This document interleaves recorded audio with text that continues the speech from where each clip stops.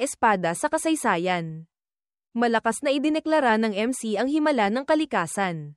Ang Winter Flame. Umalingaw-ngaw ang boses ng MC sa buong hall. Snowstone. Ito ay isang malaking bato na kumikinang sa libu-libong kulay. Agad na nag-focus ng husto sina The Q-Line at Julie dito. Naisip niya ang kahanga-hangang epekto at pambihirang katangian ng Snowstone. Isa sa 10 pinakapambihirang metal sa mundo.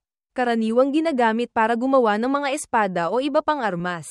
Gayun din ang pangalan. Ito ay isang kakaibang pambihirang item. Nagtataglay ng parehong lamig at init.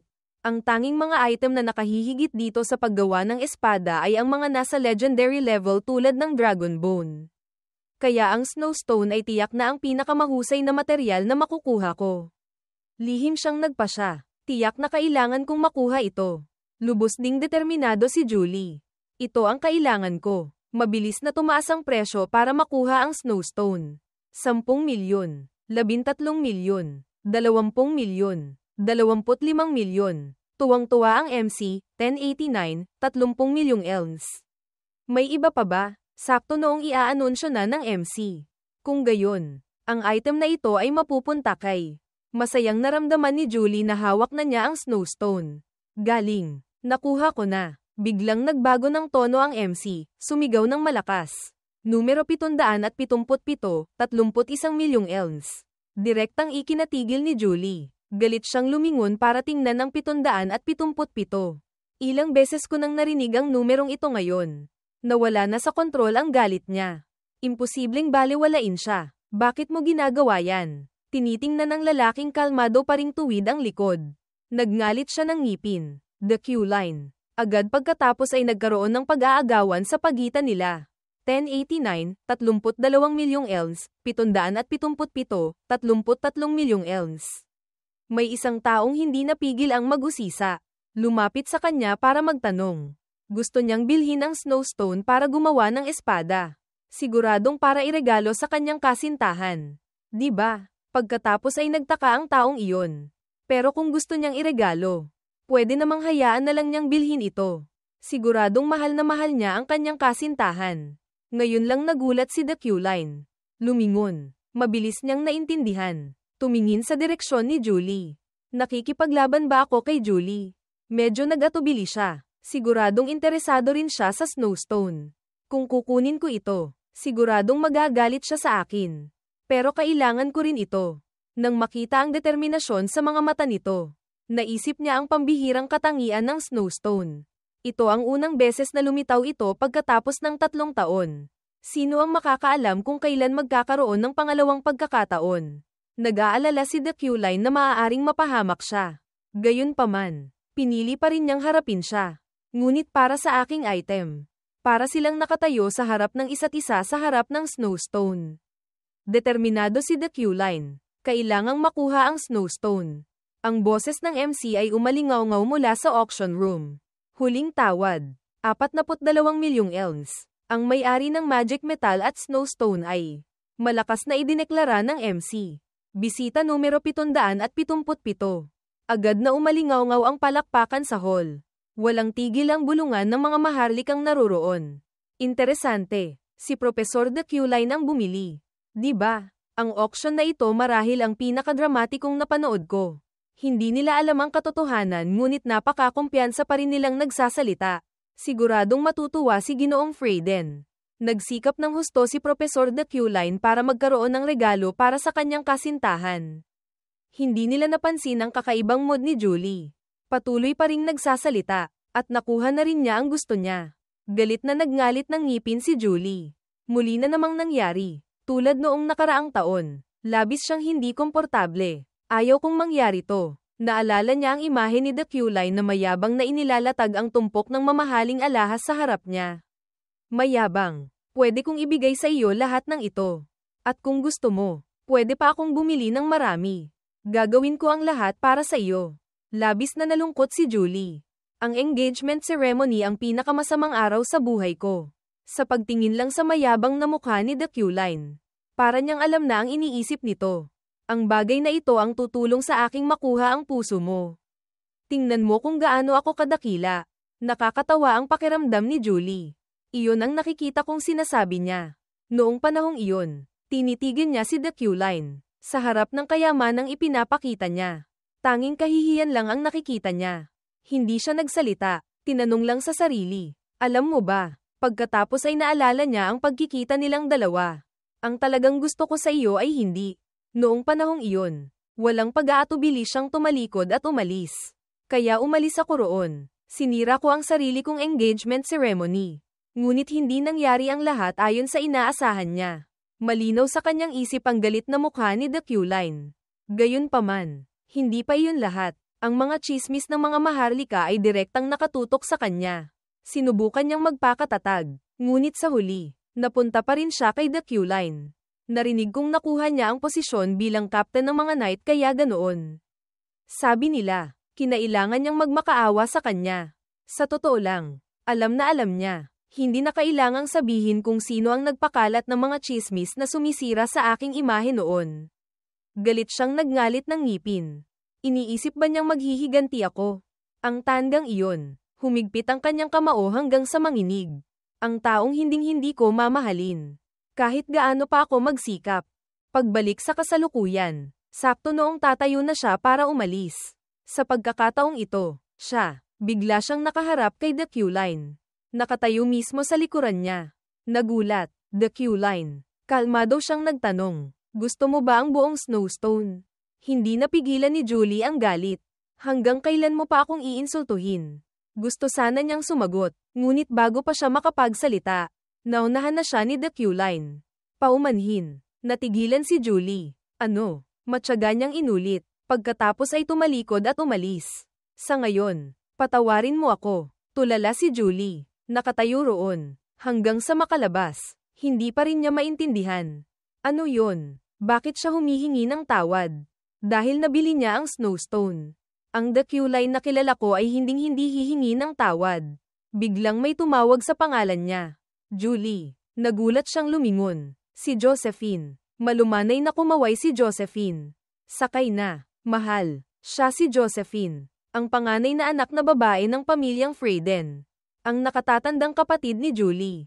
Gabi na. Ang sasakyang naghahatid kay The Q-Line ay sa wakas ay nakarating na sa harap ng tarangkahan ng mansyon. Sa sandaling ito, iniisip pa rin niya si Julie. Sa tingin ko magugustuhan ni Julie ang Snowstone. Pero baka nagalit na siya sa akin. Medyo nakakagulat na hindi pa dumarating ang variable na kamatayan. Pagpasok sa loob, hindi niya maiwasang magtaka. Gaano ba talaga kasama ang The Q-Line na ito para patayin siya mismo ni Julie? Nang makita siya ng katulong, magalang silang yumuko, sabay-sabay, maligayang pagbabalik. Sir, matalas niyang napansin ang isang bagay. Tinitingnan ng takot na ekspresyon ng mga katulong. Nagtaka siya, may nangyari ba? Agad na sumagot ang katulong. Nakauwi na po si Binibining Yeriel. Nang umakyat siya sa ikalawang palapag, nakita niya ang isang anino na nakatayo sa gitna ng pasilyo. Balak sana niyang huwag pansinin. Dumaan na lang, ngunit tinawag siya nito. Pera ko yan. Bakit mo kinuha? Medyo nagulat siya. Hindi ko akalaing ganoon karami ang pera niya. Ganoon ba ako laging walang pakialam? Kalmadong ipinaliwanag ni The Q-Line. Huwag kang mag-alala. Binili ko lang ang mga bagay na magbibigay ng kita. Biglang sumigaw si Yeriel. Ikaw. Malinaw sa kanyang boses ang galit. Trinato mo ako na parang basurahan. Nag-aalalang lumingon si The Q-Line. Nako, may masama akong kutob. Tama nga, luhaan si Yeriel. Seryosong nagtatanong. Sa tingin mo ba ako ang susunod para ayusin ang gulo mo? Hindi maayos ang ating pananalapi. Kami ng mga manggagawa ay walang tigil na nagtatrabaho para mapanatili ang negosyong ito. Tapos ikaw, ginastos mo lang ang pera na iyon. Isang malakas na enerhiya ang sumabog. Mababang boses na sinabi ni Yeriel. Gaano ka ba talaga kasama? Ganap siyang sumabog. Sumisigaw. Nagtatanong kung dinala ba niya ang pera ng pamilya para isugal. Takot na umatras si The Q-Line. Napamura. Anak ng Tokwa. Na-activate na ang tadhana ng kontrabida. Malinaw niyang nakikita ang pagbabago sa enerhiya sa paligid ni Yeriel. Ang gintong liwanag sa pulang aura niya. Na-activate na rin ang Prosperity Magnet. Hinarap niya si Yeriel. Lihim na nagkalkula. Simple lang ang ibig sabihin nito. Kung hindi ko malalampasan, mamamatay ako. Ngunit kung malalampasan ko, Magkakaroon ako ng napakaraming pera. Mabilis siyang nakaisip ng paraan. Alam ko na kung paano ito haharapin. Nagmamadaling nagsalita si The Q-Line. Huwag kang mag-alala, Yeriel. Lalong nagalit si Yeriel. Paulit-ulit na nagtatanong. Tumahimik ka. Mukha ba akong nag-aalala? Nagtatrabaho ako ng husto para lang itapon mo sa bintana. Sa tingin mo ba gusto kong gawin to? Alam mo bang iniwan ko ang kolehiyo? Wala akong pagkakataong humanap ng kasintahan dahil din sa iyo. Nahihirapang sumagot si The Q-Line. Hindi mo naman kailangang gawin yan. Direktang umabot ito sa hangganan ni Yeriel. Sumugod siya na parang gustong makipag-away sa kanya. Ano bang sinasabi mo? Wala kang ginawa kundi magsunog ng pera pagkatapos mamatay ng ating mga magulang. Ngayon, ginastos mo pa ang 150 milyong L sa loob ng isang araw. Ang pangalan. Hindi pinayagan ni The Q-Line si Yeriel na magpatuloy pa sa gulo. Mabilis niyang pinutol ang sinasabi nito. Ibibigay ko sa iyo ang posisyon bilang pinuno ng pamilya.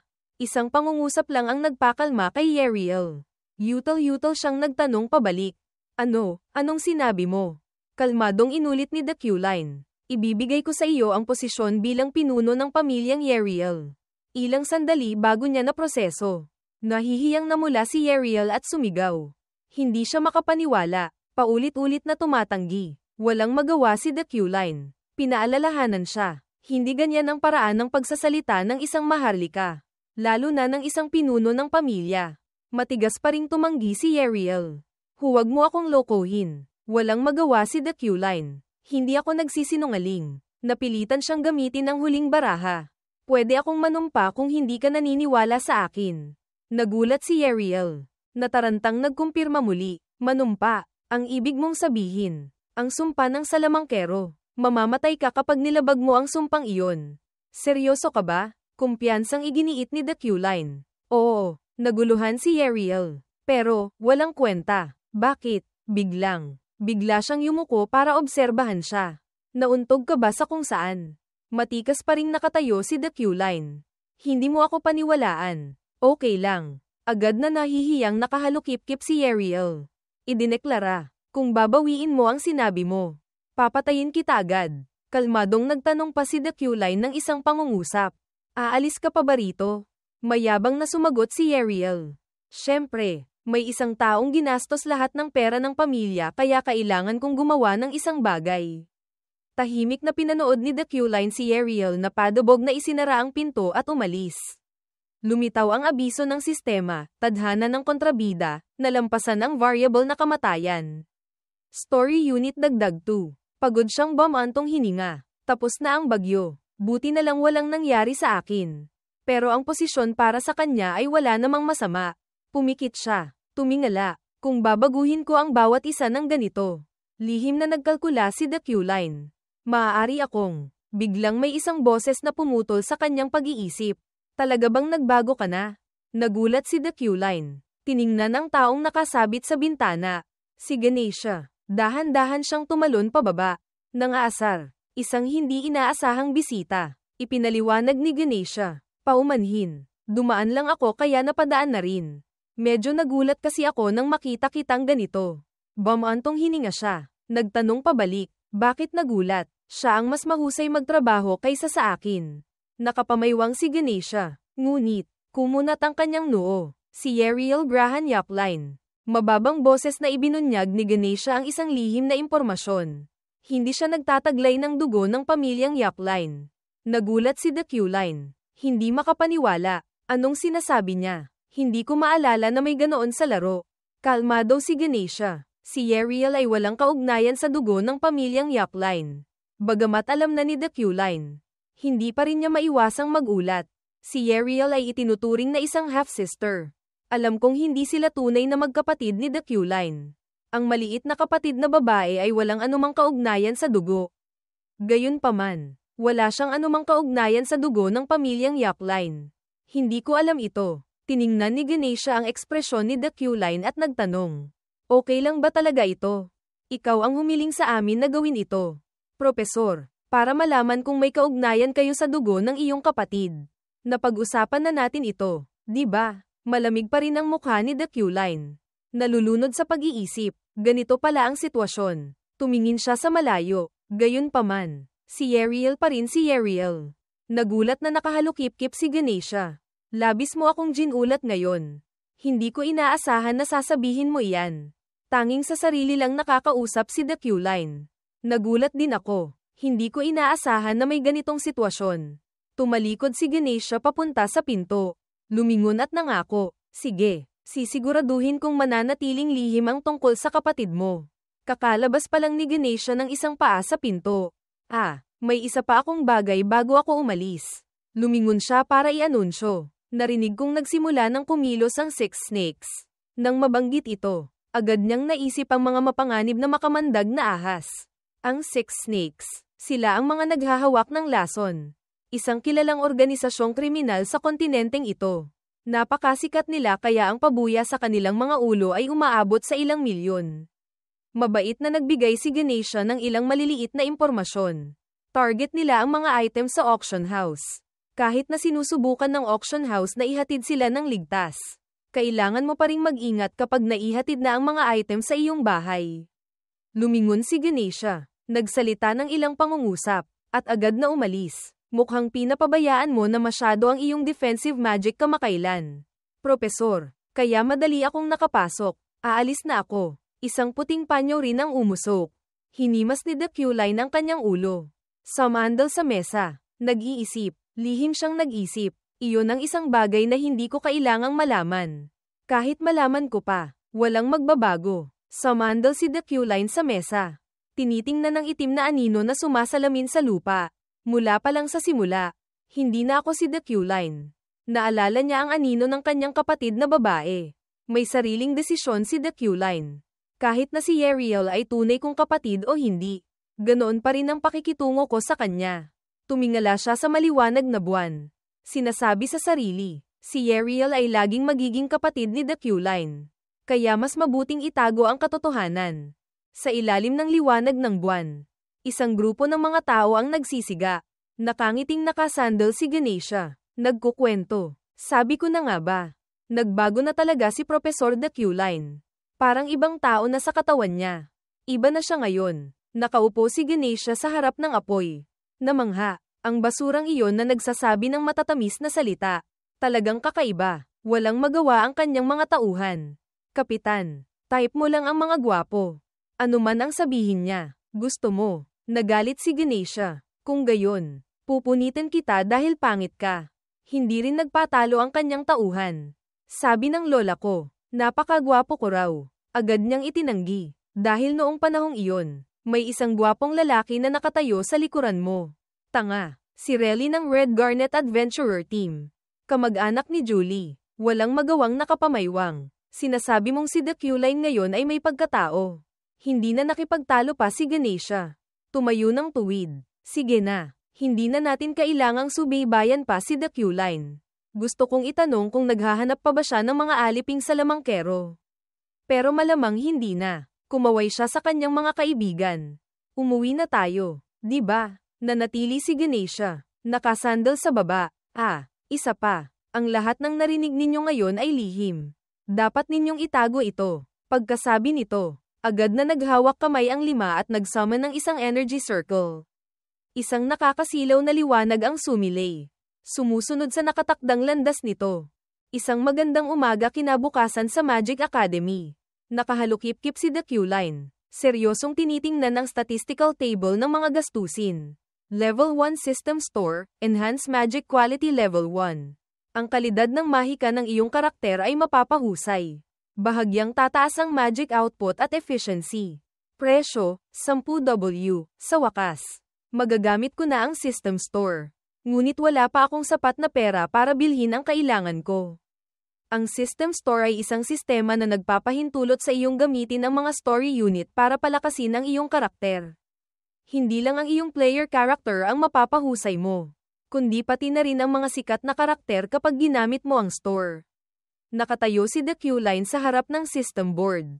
Nakatitig sa abiso. Napakakaunti ng pagkakataong magamit ang System Store. Mayroon ka lang 6 na pagkakataon bago matapos ang ikalawang kalahati. Ipinaliwanag ng sistema ang mga regulasyon. Ang dahilan ay maaari mo lang gamitin ang store isang beses bawat antas. Sa bawat pag-angat mo ng antas, doble ang perang kailangan mong gastusin. Malamig na nakahalukip-kip si The Q-Line. Hindi ako pwedeng magmadali at palampasin ang mahalagang pagkakataong ito. Naalala niya ang mahirap na panahon ng pagsasanay. Naghihintay lang ako ng tamang pagkakataon.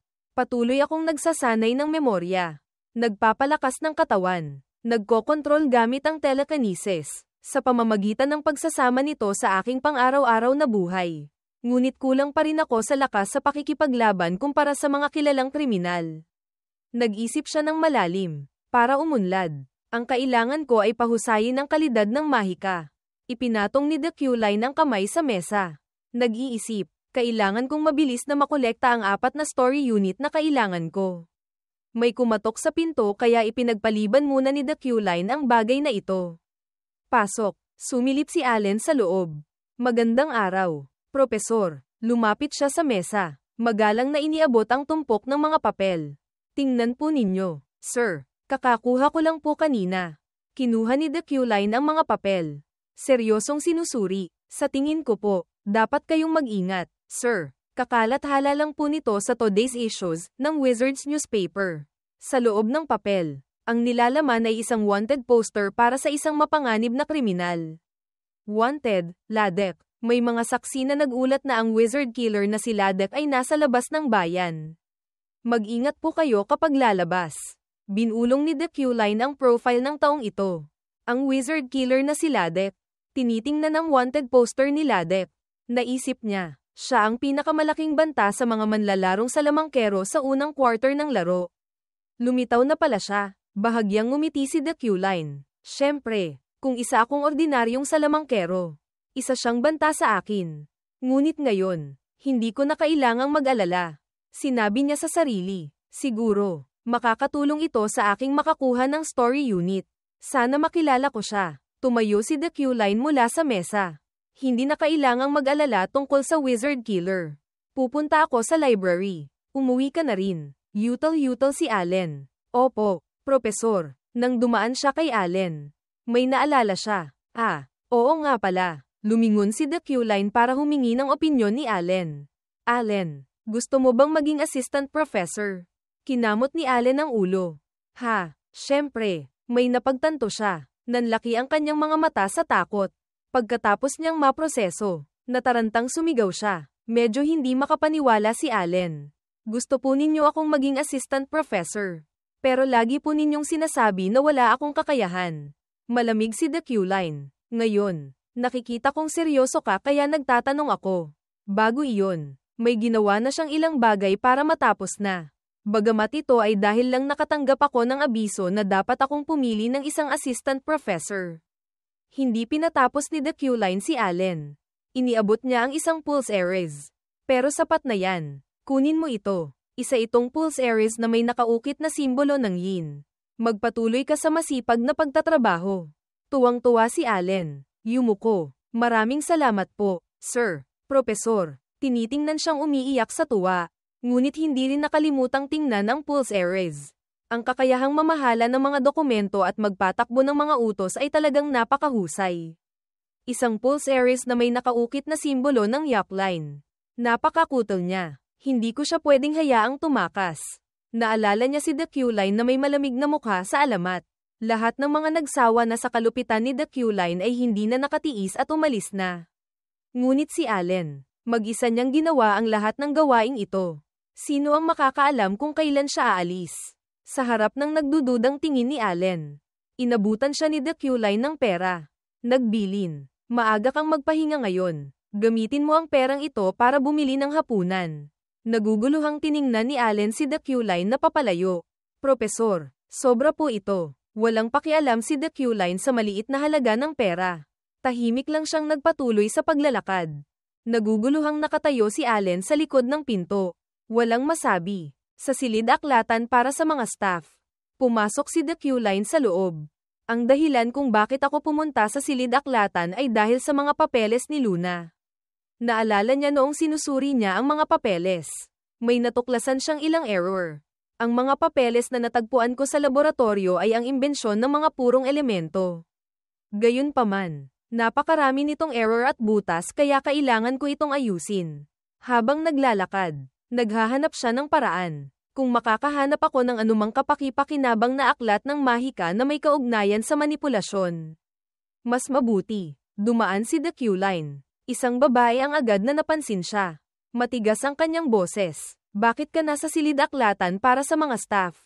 Tiningnan ni The Q-Line ang babaeng may gininto ang buhok na abala.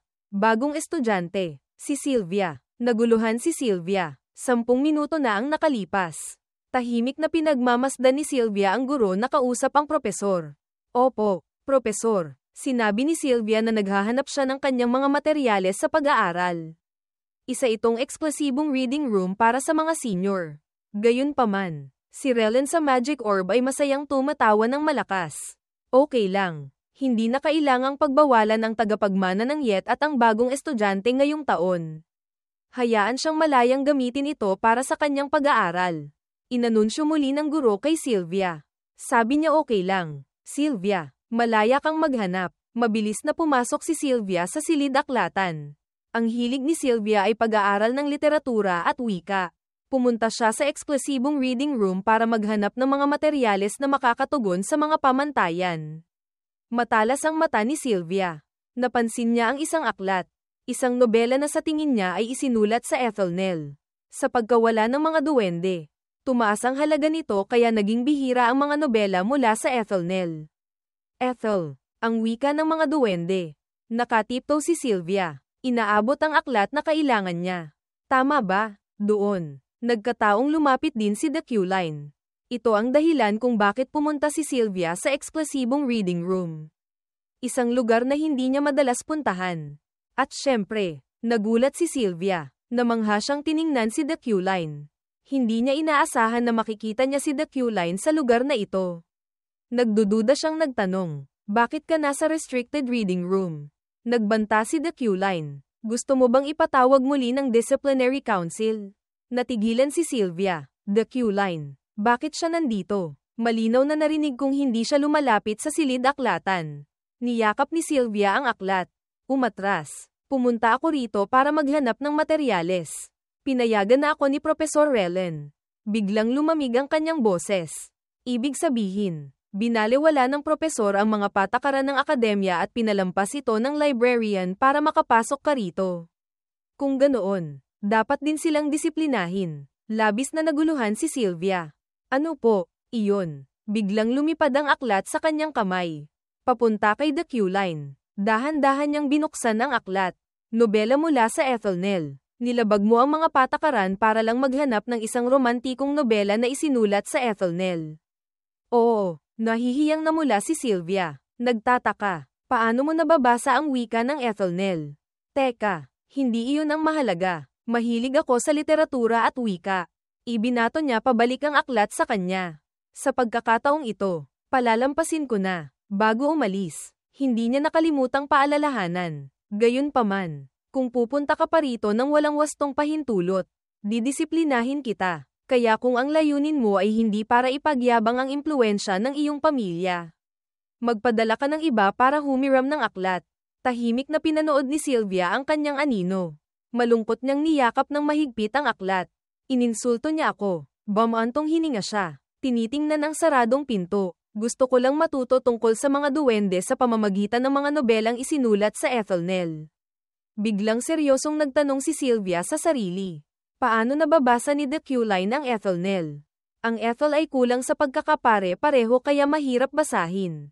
Sa isang masukal na kagubatan, sama-samang nagsasanay ang mga estudyante. May 2 taong humahabol sa isang hayop. Doon ako sa kabilang direksyon. Huwag mong hayaang makatakas. Isang grupo naman ang nagsasaliksik ng mga halamang gamot para sa maanghang na dahon. Nagulat na nagtsismisan sina Redgar at Relen. Ito ang unang praktikal na karanasan nila. Pero mukhang kalmado sila. Sa tingin ko hindi sila takot sa HCN. Ngumiti si Relen. Pinunasan ng pawis. Kailangang itigil ang pagsasanay kapag dumilim na, pero ipinagmamalaki ko pa rin sila. Tahimik na nagmamasid si The Q-Line sa paligid. Naalala niya ang mga katangian ng lugar na ito. Ang Black Mountain ay malayo sa akademya. Ang Black Mountain ay isang lugar na may malaking kahalagahan at mahigpit na seguridad para sa Magic Tower. Ang kagubatan ay itinuturing na training area para sa mga estudyante at isang mayamang imbakan ng mga materyales sa mahika. Naisip niya muli ang mga nakakatakot na halimaw. Kaya mataas ang panganib na atakihin ng mga halimaw at makamandag na nilalang. Sa makatuwid, kinakailangan ng Magic Tower na palakasin ang maraming mga harang na proteksyon at tiyakin ang pagpapatrolya ng mga propesor na naka-duty. Kinamot ni Relen ang ulo. Nagtatanong kay The Q-Line. Tama, Propesor The Q-Line. Ang propesor na naatasan para sa duty ngayong linggo ay hindi pa napagdedesisyonan. Kailangan nating magtalaga ng bago. Sino sa tingin mo ang angkop? Walang ganang sumagot si The Q-Line. Ako na ang gagawa. Masayang nanuyo si Relen. Gaya ng inaasahan ko sa propesor. Ang paraan ng iyong pamumuno ay isang magandang halimbawa ng huwaran ng isang propesor ng akademya. Walang magawang tiningnan siya ni The Q-Line. Hindi ko ginagawa ito dahil sa isang marangal na dahilan. Biglang lumitaw ang abiso ng sistema, side quest, Shadow of the Magic Tower. Story Unit, 1. Karagdagang gantimpala, titulo. Maingat na tumingin si The Q-Line sa isang direksyon.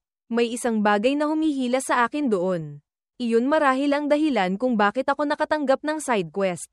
Medyo nag-aalala siya. Anong mangyayari sa bundok kung saan maaaring maging horror genre ang larong ito sa gabi?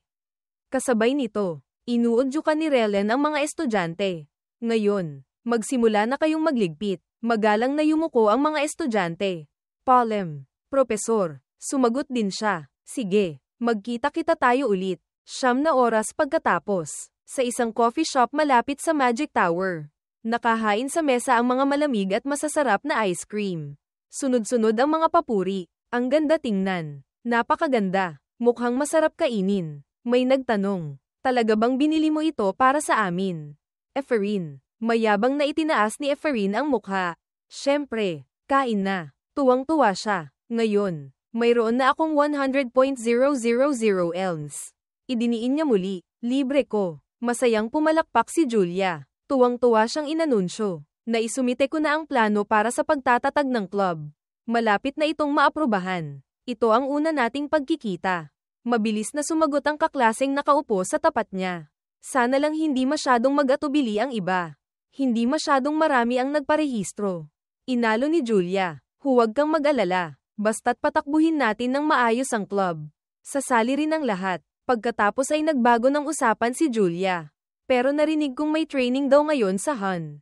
Kumislap ang mga mata ni Eferin habang tinitingnan ang ice cream sa harap niya. Sumagot, tama, may 50 voluntaryo. Bagamat maraming aksidente ang nangyayari roon. Biglang isang malakas na pagsabog ang umalingaw-ngaw. Nakuha ang atensyon nilang lahat. Natarantang tumakbo ang grupo para hanapin ang pinagmulan ng pagsabog na iyon. Sumigaw si Julia. Nagtatanong kay Eferin. Narinig mo ba yun? Nagmamadali siyang nagtanong pabalik. Ikaw rin ba? Saan galing yun? Kailangan nating suriin. Naiinip silang tumakbo ng mabilis. Biglang may isang matinis na sigaw. Tulong. Agad na itinuro ni Julia ang direksyon sa harap.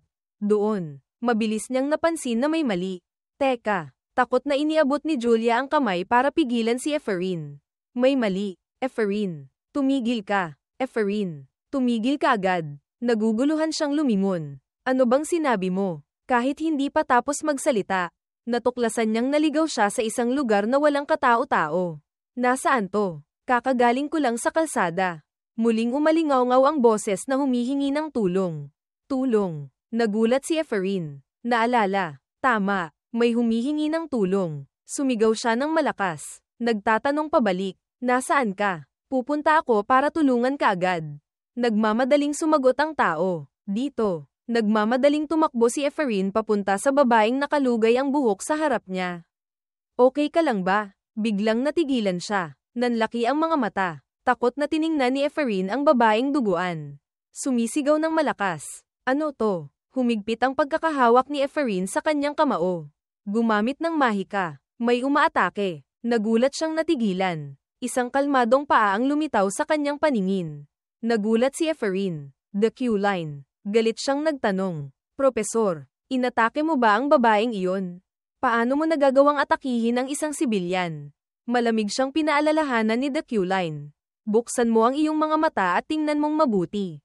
Hindi iyan tao. Natigilan si Ephraim. Ano? Sa harap nila ay isang mabangis na demonyo.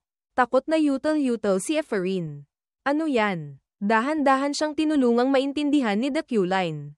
Mukhang nahulog ka sa illusion magic. Gawa ng mga demonyo. Agad pagkatapos, biglang lumipad ang kanyang katawan. Seryosong nagutos si The Q-Line. Huwag kang makialam dito at umalis ka na. Pagkasabi nito, tinangay ng hangin si Ephraim. Sumigaw siya ng malakas. Ano to? Matikas na hinarap ni The Q-Line ang demonyo. Ngayon, oras na para manghuli. Kumunat ang kanyang noo. Pinagmamasdan ito. Galit ito dahil nawalan ng biktima. Malakas siyang tumalon. Napakabilis ng kanyang atake kaya hindi makita ng malinaw. Ngunit hindi umatras ang demonyo. Mabangis itong sumugod sa kanya. Mabilis na umiwas si The Q-Line. Naging madilim ang kanyang mukha. Hulaan niya ang katangian ng demonyo. Tinitingnan ng core sa noo nito. Ang katangian nito marahil ay ilusyon. Dahil sa aking determinasyon, na lumalaban sa mental attack. Gayunpaman, hindi ito epektibo sa akin. Tuwang-tuwa si The Q-Line. Kumukulo ang dugo ko. Seryoso ang kanyang mukha. Ang lahi ni The Q-Line ay labis akong nagagalit. Lumitaw ang kanyang information board. Katangian, yen. Pinaka natatangi. Nilalaman, isang lahi na may napakalakas na kapangyarihan sa paglipol ng mga demonyo. Kapag humaharap sa mga demonyo o sa isang lugar na maraming demonyong enerhiya, maaari mong linisin ang mana sa paligid gamit ang kanilang mana at gamitin ang magic power na iyon. Ang nalinis na mana ay tumataas ng isang antas habang lumalakas ka. Gayunpaman, magiging mas agresibo ka at unti-unting mawawalan ng kontrol sa sarili. Mabilis siyang umiwas sa mga kuko ng demonyo. Galit sa mga demonyo, minana mo ang pamana ng pamilyang Yen. Kilala sa pangangaso ng mga demonyo mula pa noong sinaunang panahon. Ngayon, nasa loob na ito ni The Q-Line. Natural lang, hinding-hindi niya hahayaang mabuhay ang demonyo sa harap niya. Mas nakakatakot ang kanyang mga mata kaysa dati. Sumasabog na ang galit na ito. Muling sumugod ang demonyo para umatake. Isang agos ng pulang dugo ang bumulwak. Muling lumitaw ang abiso ng sistema. Side quest, Shadow of the Magic Tower. Story Unit, 1. Karagdagang gantimpala, titulo dagdag paglipol ng unang demonyo. Story Unit Dagdag 1, Lahi ng Pamilyang Yapline. Na-unlock ang katangiang Yapline. Naiinis na tiningnan ni The Q-Line ang demonyong natalo. Maruming nilalang. Nagbuga ka ng maruming bagay kahit bago ka mamatay. Ito ang iyong wakas. Sinulyapan niya ang kalangitan. Ang anyo ng demonyo ay senyales ng simula. Ang bilog na buwan ay nagliliwanag sa buong kagubatan. Bumabalot sa kanya. Iyon ang senyales na nagpapahiwatig ng simula ng mahirap na larong ito. Dumating na naman ang isang bagong araw. Ang mainit na sikat ng araw ay tumatama sa akademya. Dahan-daang iminulat ni Ephraim ang kanyang mga mata.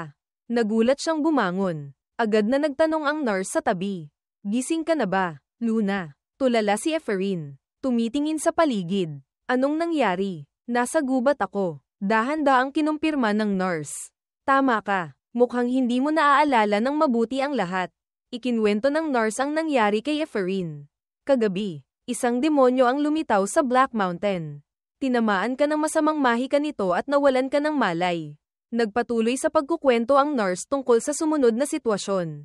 Pagkatapos, natagpuan ka at dinala sa klinika. Ang Black Mountain ay ipinagbawal na dahil sa demonyong iyon at iniimbestigahan na ng Magic Tower ang lahat ngayon.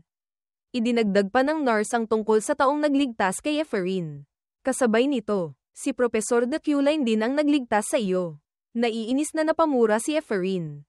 Anak ng Tokwa, siya na naman. Pagkatapos ay nagmamadali siyang nagtanong sa nurse. Anong araw na ngayon? Saglit na nag-isip ang nurse. 36 na oras na mula nang dumating ka rito. Tumpak na sinabi ng nurse. Kaya Miyerkules na ngayon. Tiningnan ang orasan sa likuran. Mababang boses na sinabi ni Ephraim. Teka, kung Miyerkules ngayon. Agad pagkatapos, sumigaw siya ng malakas na umalingaw-ngaw sa buong lugar. Huli na ako. Mausisang tumingin ang mga estudyante sa labas ng pinto. Nakasandal si Ephraim sa tuhod. Humihingal. Muntik na akong mahuli. Tuwang-tuwang tinawag siya ni Julia. Hoy, dito. Nakita rin siya ni Ephraim. Julia. Nag-aalalang nagtanong si Julia tungkol sa kanyang kalagayan. Ephraim, okay ka lang ba? Pumunta ako sa klinika para bisitahin ka pero hindi ka pagising. Pinakalma siya ni Ephraim. Okay lang ako. Sa totoo lang, nasa pinakamagandang kondisyon ako ngayon dahil sobra akong natulog. Tinitingnan ng mga kakaibang bagay sa mesa. Nagtaka si Ephraim. Pero ano to? May bagong anunsyo ba tungkol sa klase ngayon na hindi ko alam? Matapat si Julia. Hindi ko rin alam. Ganyan na yan mula pa noong dumating ako. Siguradong may espesyal na klase ngayon. Sakto sa oras na iyon. Pumasok sina Q-Line at Allen sa klase. Nang makita ang hindi pamilyar na mukha, hindi napigil ang mag-usisa ni Ephraim. Sino yan? Nakatayo si Q-Line sa lectern. Malakas na idineklara. May isang anunsyo akong gustong sabihin bago magsimula ang klase. Ito si Allen. Siya ang magiging assistant ko. Agad na nagbulungan ang mga estudyante. Ano? Akala ko mas gusto ni Professor Q-Line na magturo ng mag-isa. Tama, narinig kong hindi pa siya nagkaroon ng assistant. Sa puso nila, si Q-Line ay nasa tuktok. Hindi kahit sino ay makakasabay sa kanya. Ngunit para maging isang assistant, kailangang buuin ng isang tao ang kanyang personal profile sa pamamagitan ng pagsusuri ng propesor. Imposibleng payagan ni Professor Q-Line na mangyari iyon.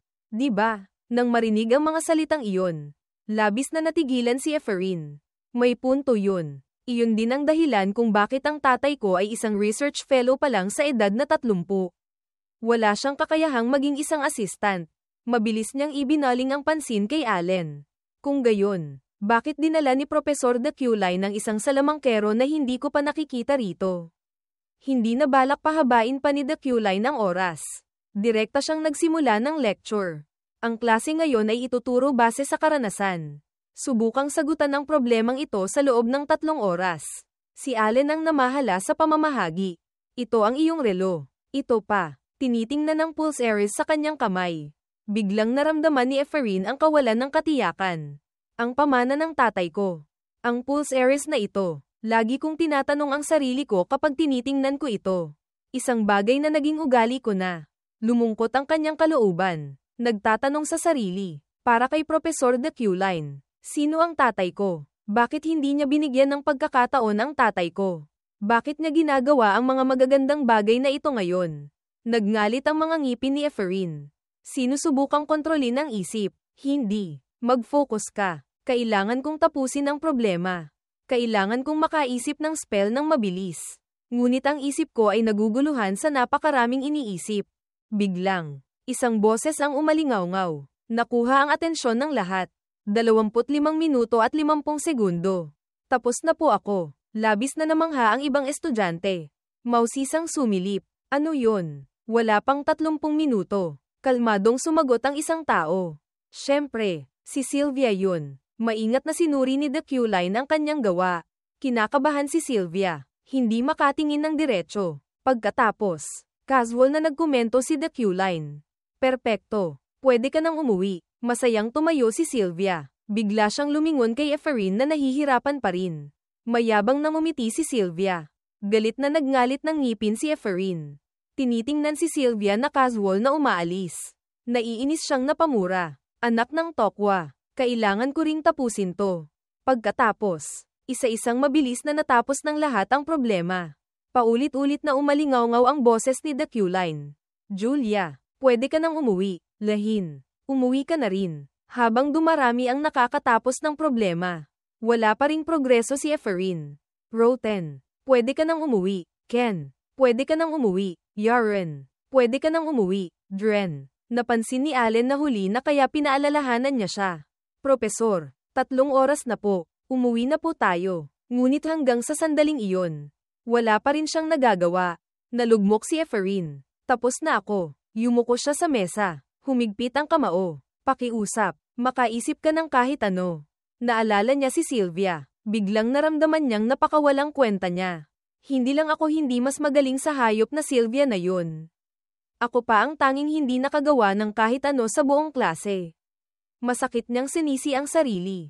Bakit ako ganito? Talaga bang tanga ako kaya hindi ko magawa ang isang simpleng bagay na tulad nito? Sakto noong akma na siyang sumuko. Tatayo na para umalis. Tama, kulang lang ako sa kaalaman. Paghihiganti. Ano yun? Hindi man lang ako nag-aaral.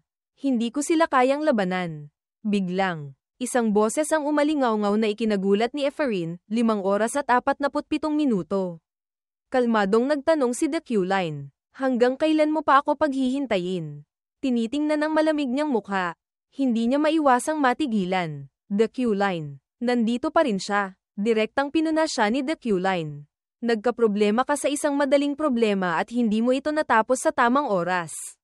Yumuko lang si Efrain. Mahinang nagsalita. Paumanhin po. Bigla siyang lumapit sa kanya.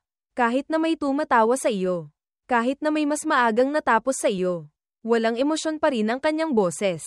Kahit na, direkta si The Q-Line kaya natakot si Efrain. Ang taong kinamumuhian mo ay nasa harap mo. Masigasig pa rin siyang tinuturuan.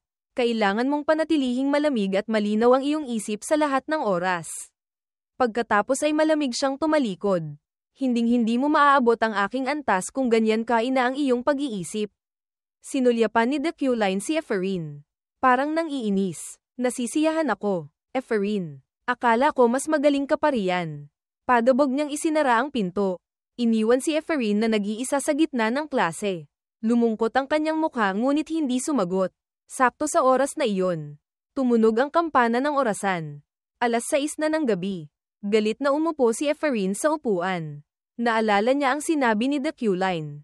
Akala ko mas magaling ka pa riyan. Humigpit ang kanyang kamao. Nagngalit ng ngipin si Efrain.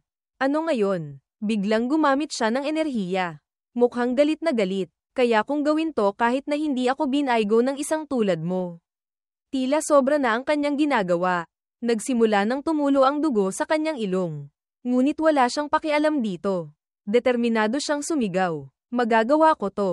Mas naging galit ang kanyang mga mata kaysa dati. Walang pakialam sa magiging kahihinatnan nito. Nakahalukip-kip si The Q-Line. Nakatayo sa tabi ng bintana. Binabantayan si Efrain. Ang kabanatang ito ay hindi dapat maging problema. Lihim siyang nag-isip. Gumugol ako ng higit sa 6 na oras para kay Efrain. Ngunit kailangan din ito dahil kailangan kong mas lumakas si Efrain para maghanda sa hinaharap. Pagkatapos talunin ang malaking demonyo. Natanto niya na dahil sa demonyong lumitaw sa Han. Alam niyang malapit nang magsimula ang pangunahing misyon. Naisip niya ang malakas na si Efrain sa laro. Pagdating ng panahon ng kasamaan, lilito ang mga karakter na sumusunod sa kabutihan sa pangunahing misyon.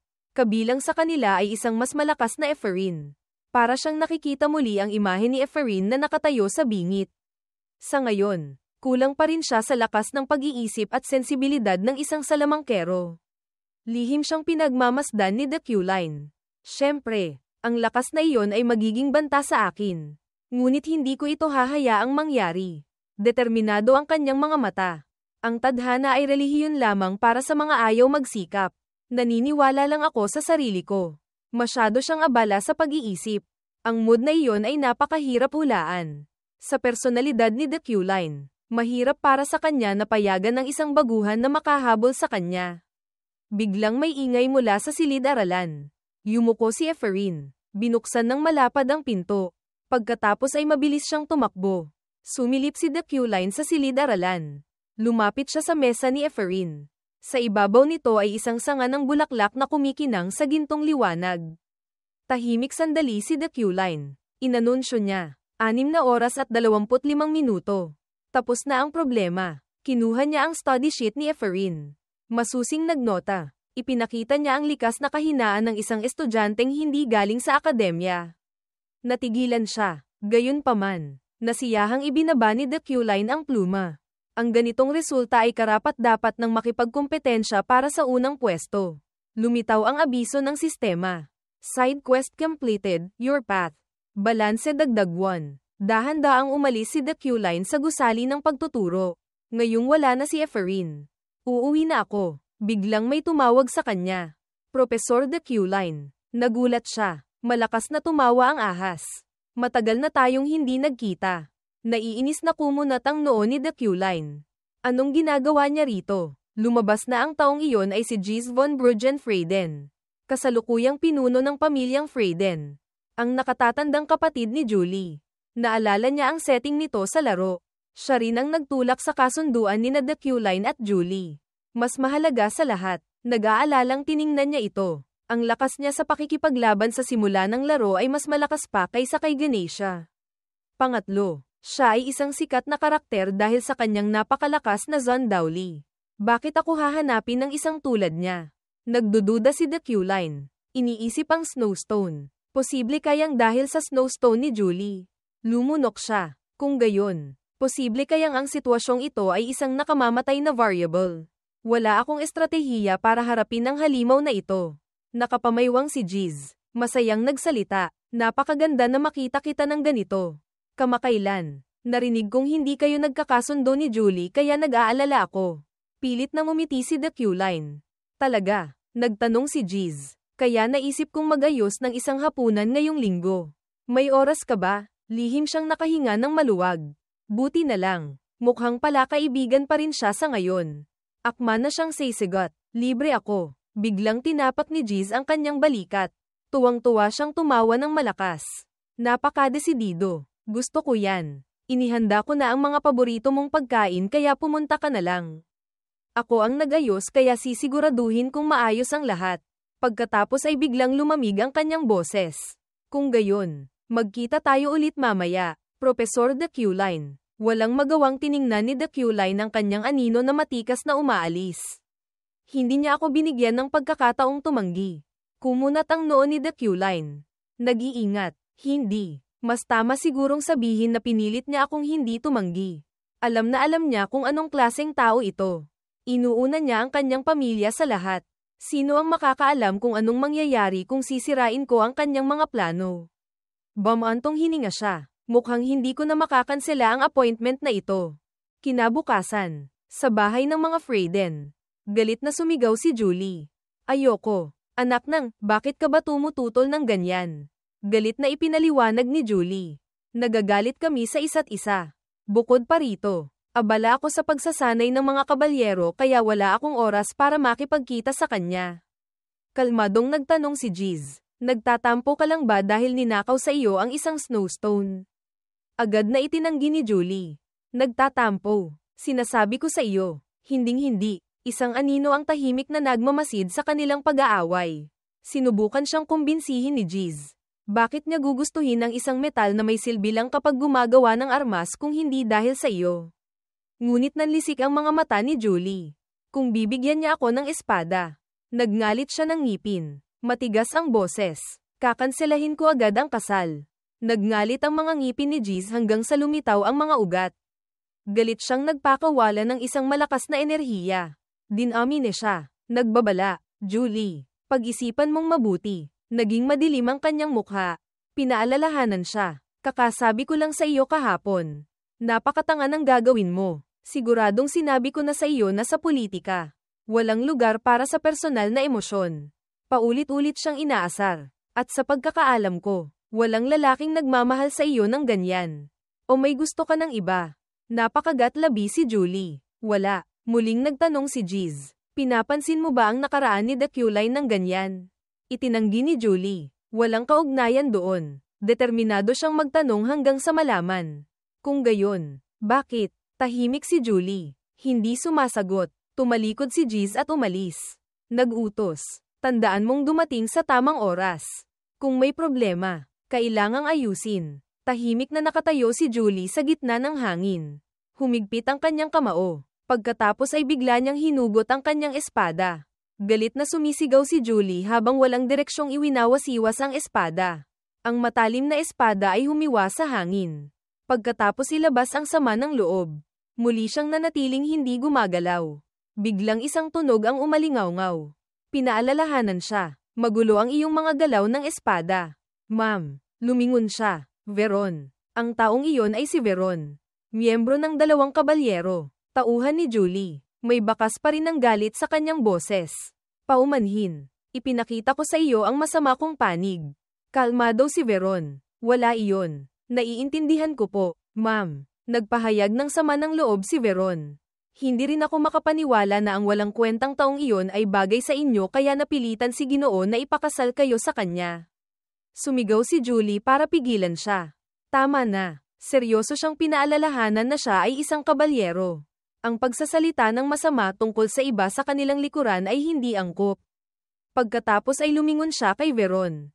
Malumanay ang kanyang mukha. Huwag mong dungisan ang iyong mga kamay dahil sa akin. Okay lang ako. Tiningnan siya nito nang walang sinasabi. Mabilis na tumalikod si Julie. Babalik na ako para maghanda. Magalang na yumuko si Veron. Opo, ma'am. Ngunit malinaw sa kanyang mga mata ang masamang hangarin. Tiningnan ni Veron ang anino ni Julie. Aking ma'am. Maigi niyang pinagmasdan ang mukha nito. Sa wakas, natagpuan ko na ang sagot sa paghihirap na ito. Natagpuan ko na ang paraan para patunayan ang aking katapatan bilang iyong tauhan. Malamig niyang hinaplos ang espada. Ito ay isang bagay na ako lang ang makakagawa. Casual na naglalakad si The Q-Line sa ilalim ng sikat ng araw. Walang kamalay-malay na may nagtatarget sa kanya. Gagawin kitang masaya, ma'am. Sa Council of Elders, isang mababang boses ang narinig. Sabi nila, isang demonyo ang lumitaw sa Black Mountain. Ikinwento ng boses na iyon. Noong una, kinailangan ng mga salamangkero na gumamit ng lihim na pamamaraan para pigilan ang demonyong enerhiya. Kapag muling lumitaw ang demonyo, kailangan nating kumilos agad. Sa harap ng conference table, ang matandang nakaupo sa gitna ay nag-cross ng mga kamay. Nag-utos, magpadala ng liham sa 12 archmage. Mabilis na inihanda ang isang liham para mabilis itong maasikaso. Sa marangya at maringal na mansyon, pagod na bumantong hininga ang kanyang boses. Sa wakas, natapos ko na ring ayusin ang mga bagay na nakuha ko sa auction. Muli siyang nagkalkula, maaari kong gamitin ang singsing ni Ririn. Nakakatulong ito sa aking mabilis na makabawi ng mana. At pati na rin ang runic necklace. Maaari itong mag-imbak ng mana. Itatago ko ang natitirang mga gamit sa basement ayon sa mungkahi ni Ganesha. Hindi na kailangang mag-alala na may magnanakaw. Biglang, nahihirapang nakapamaywang siya. Gayunpaman, may isa pang problema. Walang magawa siyang tiningnan ang malaking snowstone sa harap niya. Ang pinakamahalagang bagay ay hindi magamit. Kumunat ang noo ni The Q-Line. Nag-iisip, alam kong hindi ko magagamit agad ang snowstone na ito. Ngunit hindi ito gumagalaw gaano man karaming mental power ang gamitin ko. Ang liwanag sa bato ay kumikinang ng nakakasilaw. Nagtatanong siya sa sarili, lumalaban ba ito sa aking magic power? Sa laro, napakamahal nito. Tinitingnan ko lang ito kaya hindi ko rin alam kung paano ito gamitin. Kung tutunawin ko ito, makokontrol ko kaya ito gamit ang mental power. Biglang, para siyang may natuklasan. Mukhang nakaisip na siya ng paraan para malutas ang problema. Mababasa ko ang mga katangian nito sa silid-aklatang ito. Ang kwento tungkol sa espada ay bumalik sa kanyang alaala. Isang espada na napaamo sa pamamagitan ng pakikipag-usap. Puno ng determinasyon ang kanyang mga mata. Kailangan ko bang makipag-usap at unawain ang batong ito? Iniabot niya ang kamay. Gustong hawakan ito. Kung gayon, dahan-daang hinawakan ni The Q-Line ang bato. Kumunat ang kanyang mukha sa sakit. Ang liwanag mula sa bato ay bumalat sa buong katawan niya. Pagkatapos gawin iyon, dahan-dahan niyang inalis ang kamay dito. Agad na lumitaw ang system board. Pag-unawa, 0.1%. Mana, 1,357-2,257, dagdag 300, mukhang walang magawa siya. Gumastos ng 2,000 mana points para tumaas ng 0.1%. Aabutin ako ng 1 taon para mapaamo ito. Nagtanong si The Q-Line sa sarili. Magagawa ko kaya ito ng mas mahusay? Sa huli, nagpasya siyang isantabi muna ito. Mas mabuting lumabas muna saglit. Pagkatapos ay tumingin siya sa kalendaryong nakasabit sa dingding. Tiningnan ni The Q-Line ang numerong bilugan. Ngayong gabi, may hapunan ako kasama si. Kumunat ang kanyang mukha, hindi komportable. Tinitigan niya ang numerong iyon. At may isang event din na pinlano 3 araw bago ako pumasok sa katawang ito. Naalala niya ang araw na namatay siya. Dapit hapon sa Von Moore Restaurant. Naglalakad si Giz sa tabi ni The Q-Line. Nagsalita siya. Nagpapasalamat sa pagpunta. Nauna na si Julie sa akin kaya malamang naghihintay na siya sa loob. Pagdating, nauna siyang lumakad kay The Q-Line. Kampanteng pinupuri si Julie. Ang ganda mo talagang tingnan kapag ganyan ang suot mo. Malambing niyang tinawag ang pangalan nito. Julie. Nakasuot siya ng puting evening gown. Nahihiyang tiningnan siya. Agad